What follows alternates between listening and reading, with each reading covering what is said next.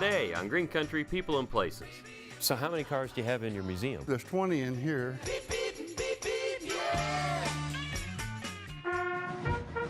Just outside of downtown Locust Grove, there was a very important Civil War battle, the Battle of Locust Grove.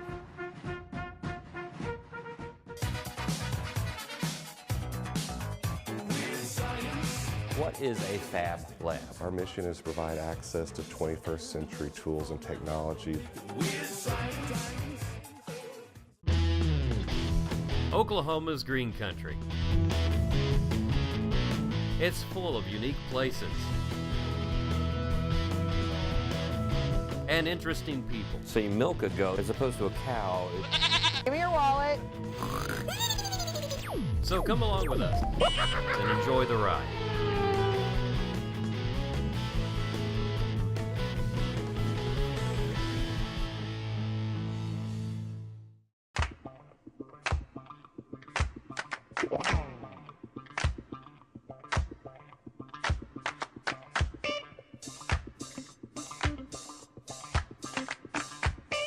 I've always had an interest in old cars. I've got a Model A Ford at home I bought when I was 16. I still have it. And when I got out of the Army in '73, I just started buying a car here and there and the gas stuff, and it just kind of all came together. Kind of added up after a while, huh? Through the years, it added up big, a little too big. And there's everything from 1917 up until about 53 in here. And this car right here is a 25 Dodge Touring. This had to be fun to drive back in the day. Yeah, a lot better than a buggy probably. I mean, it's all open air and you have a rag top here that you could put up if it was raining, I guess. Yeah, and they actually had side curtains for the winter time after you get the top up. This car here's got what they call a fat man's wheel. Oh, you're kidding. Let me see that again. Lets you get in and out easier. And you just push that button and slide it up. There are days when I need one of those. And the Dodges started out with, their first car was made in 1915, and their production started in '16. Mm-hmm. And they all had 12-volt systems because they have what they call a silent starter. You can't hear the starter. You might hear the motor turning over, but you don't hear the starter. And if you'll... Well, you gotta give it a little gas. And... No, that's the starter button down there. Oh, that's cool. That's amazing the way that works. Yeah, you can hear the motor turning, but you couldn't hear the starter. There's no click. Now, once the motor starts, the starter becomes a generator. Oh, okay. It's a starter generator. Baby, you can drive my car. Yes, I'm gonna be a star. So how many cars do you have in your museum? I believe there's 20 in here, and I've got a little more than that at home. Are they all in different stages of being fixed up and stuff? Yes, they're all in about the same years, 20s, 30s, and 40s. I mean, the fact that these things, a lot of them are almost 100 years old is so impressive. So this one you completely restored, right? From ground up, took the body off, did a ground up restoration on it. A lot of rust? A lot of rust. The fenders was all beat up, ripped, tore. Rust all along the bottom of the body, completely out about 4 inches up. The back seat area was completely gone. Good night. Where'd you find it? Sweetwater, Oklahoma. So this kind of reminds me a little bit more of the Hot Wheels I used to have, you know, the low roof and the window in the front. This is really neat. Well, the coupes is what a lot of people enjoy, and the color, I got this car out of Kansas, and I think it's John Deere green personally. I think some dealership might have had it or something, but boy, everything involved with these cars is almost like art back then, wasn't it? I mean, this radiator cap is really special. Well, the radiator cap, I'm a Mason, if you'll notice it's got a Mason in it. Okay. And I don't know, I've only seen 2 of them in my life. I don't know if somebody's made that, I don't know. This is a '30 Dodge, and it's a 4-door sedan. And this car came with a 6-cylinder motor, and it'll go down the street pretty good. Well, and they were really living large back then too, because I see right behind you on the windshield here, this gigantic, is that a windshield wiper? Yeah. This car here actually has a vacuum wiper on it. So it actually is mechanical then? Yes, it is. In the older models, did you have to do it by hand? Or drive above 30 miles an hour so it'd blow off? You got your air conditioners here. That's the air conditioning? Oh, I like that. So it scoops the air in. Don't get me going like that. I'm gullible. Here's the old Dodge Ram horn. That's neat. Yeah, I better be quiet. My wife will come get that in no time. She's my little scoop. You don't know what I She's got a competition clutch with the 4 on the floor, and she purrs like a kitten till the lake pipes roar. And if that ain't enough to make you flip your You don't just have cars, you have automotive material too. I love the globes. Those are hard to come by, aren't they? As they quit using them, the oil companies really didn't want them out, so they would actually take and destroy them. Really? Yeah. So that's why they're kind of rare. Most of them just flat got destroyed. Yeah. And you got some cool oil cans too, I see here on a little Phillips 66 display. Does that have a story behind it? This stand, now there's oil stands out there, don't get me wrong, but this certain one I've never seen in my life.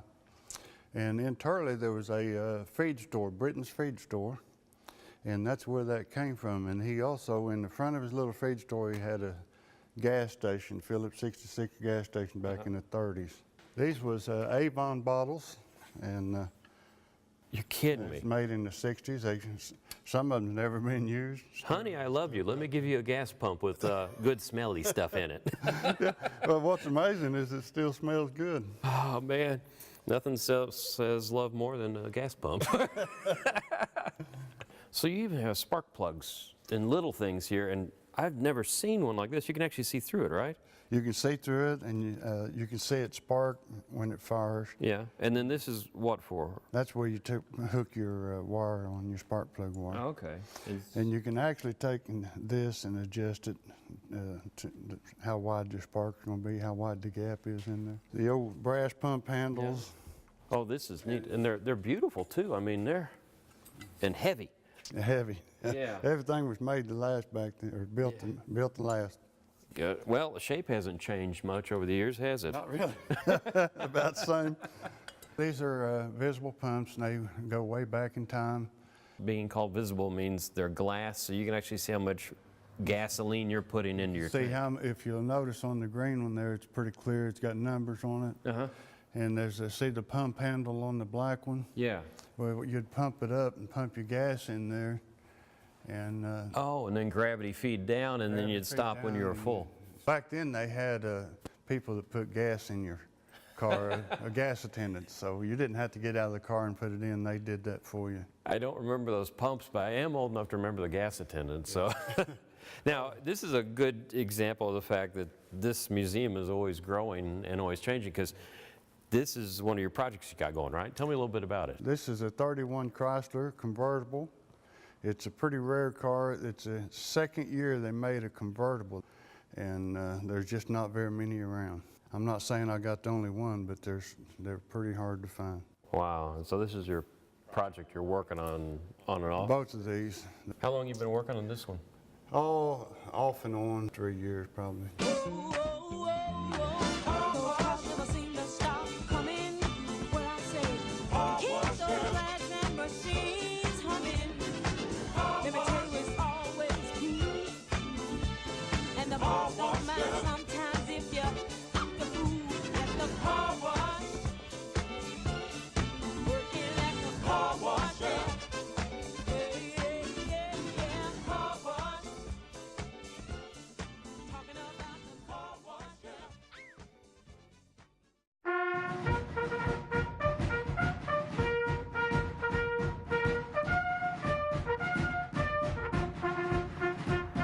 Just outside of downtown Locust Grove on scenic Highway 412, there was a very important Civil War battle, and there's a marker here commemorating the Battle of Locust Grove. At sunrise on July 3rd, 1862, a Union force led by Colonel William Weir overwhelmed a Confederate unit under the command of Colonel James Clarkston. Surprised by the Union attack, the Confederate troops offered almost no resistance and fled. About 100 of them lost their lives that day, and the same number, including Colonel Clarkston, were captured along with 60 wagons, 64 mule teams, and a large quantity of supplies. Union casualties totaled only 3 killed and 6 wounded. The importance of the Battle of Locust Grove was its impact upon Confederate morale in the Cherokee Nation. The Confederate soldiers who escaped capture at Locust Grove retreated toward Park Hill in Tahlequah, causing panic that resulted in large-scale desertions among the pro-Confederate Cherokees.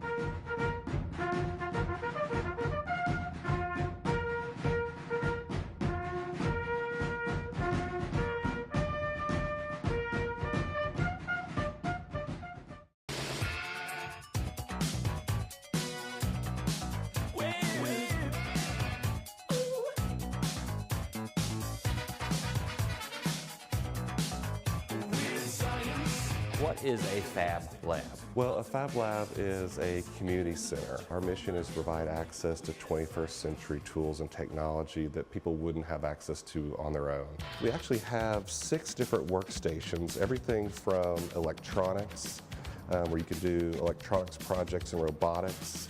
We have actually 3 3D printers. We have hobbyist level MakerBots, all the way up to commercial grade Object Eden printer. We have 2 mills. We have a mini mill that does small milling projects. We also have a ShopBot mill that does large projects, 4x8 sheets of plywood and materials. We also have a laser cutter and a vinyl cutter as well. This is the key to working in the lab, understanding some programs which will talk to the machines, right? Yes, we are a digital lab, and this goes back to our roots with Neil Gershenfeld at MIT.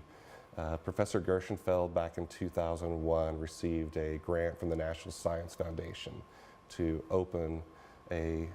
create a digital fabrication lab for his students. So from there, when he was done, he actually opened a lab to the public in South Boston.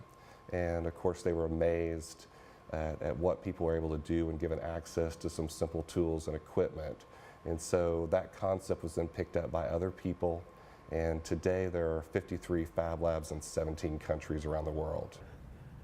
Well, now we're in the traditional materials room. I mean, wood, I'm used to that. And this is a CNC machine, which is very expensive, and obviously you can't have this in your garage.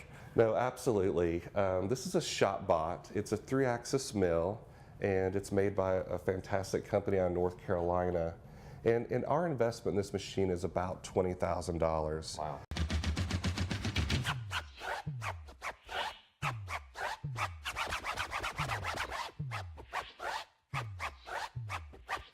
This is a project we do with middle school students and high school students where we make picture frames. Oh, cool. And so this could be any shape. It could be a ball like a baseball or a football. It could be in the shape of a fish. And then this is just an example of something a little bit more intricate. This is just simply more line drawings, vector drawings.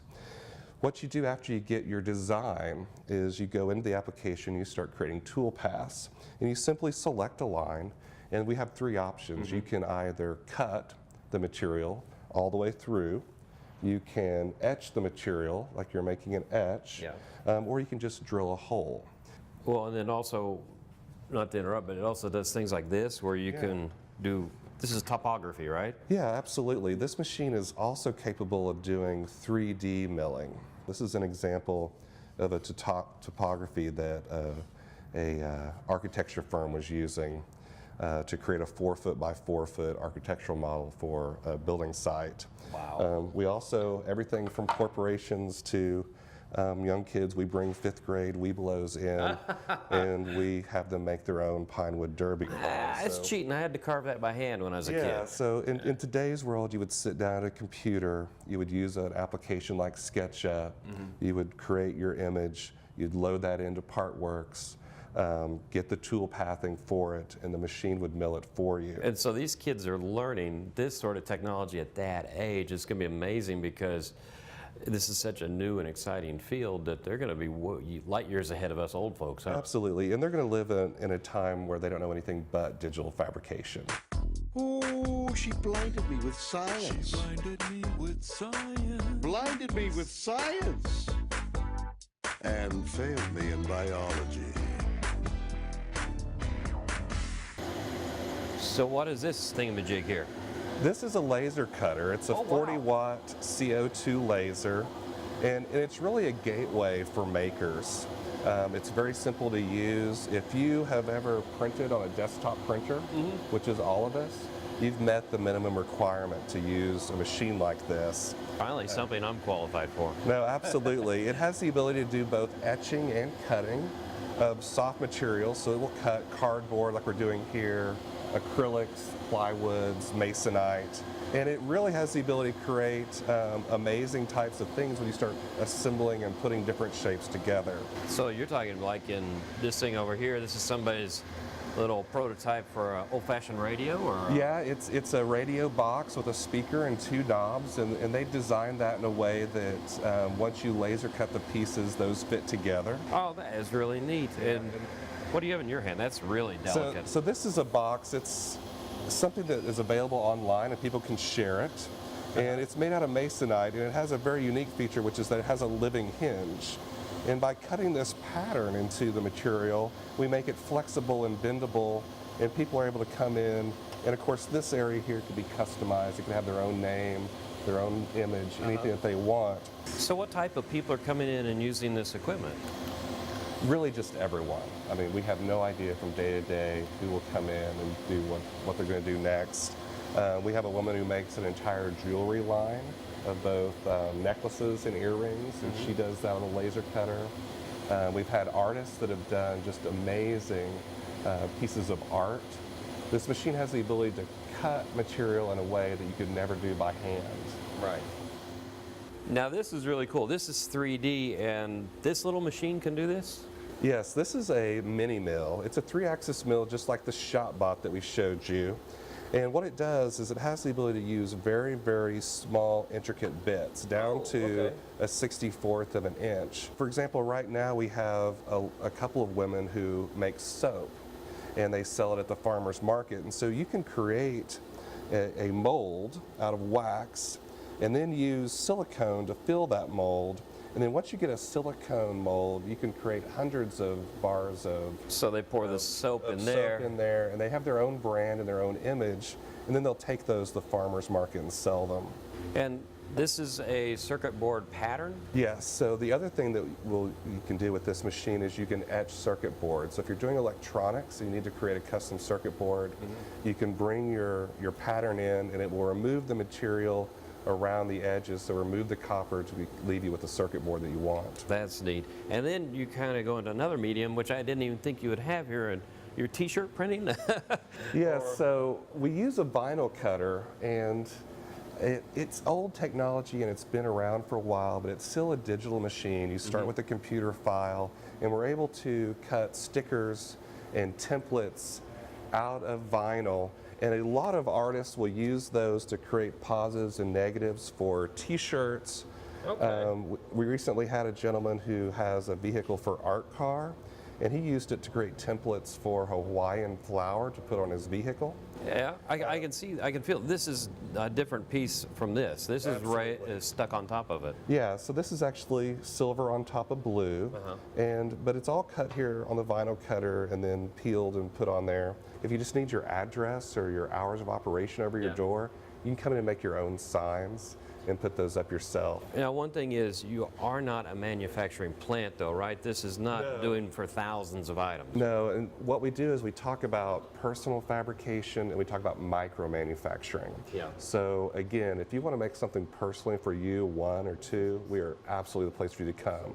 Even if you want to make 10, maybe 20, we're still a great place for you to come. But when you get into that 1,000 range, if you're going to use an entire spool of vinyl, that's when we ask you to go out and start a company and purchase your own equipment. This is our electronics station, and this is a project. We have a DroneNet group that meets here on Saturdays, and they're very interested in creating their own robotics. What we do here is we keep all the tools and resources that they would need to complete a project. So everything from power supplies and oscilloscopes, all the way up to materials. So if they need something, they can just come in and grab a transistor, grab an LED light, use a speaker, whatever they need to get their project going. There she goes again. She tied it up and I can't find anything. All my tubes and wires and careful notes and antiquated notions. But it's poetry in motion. Now, is this the thing that revolutionized the world in the last couple of years? Many people are predicting that this will have transformative results. So this is a MakerBot 3D printer.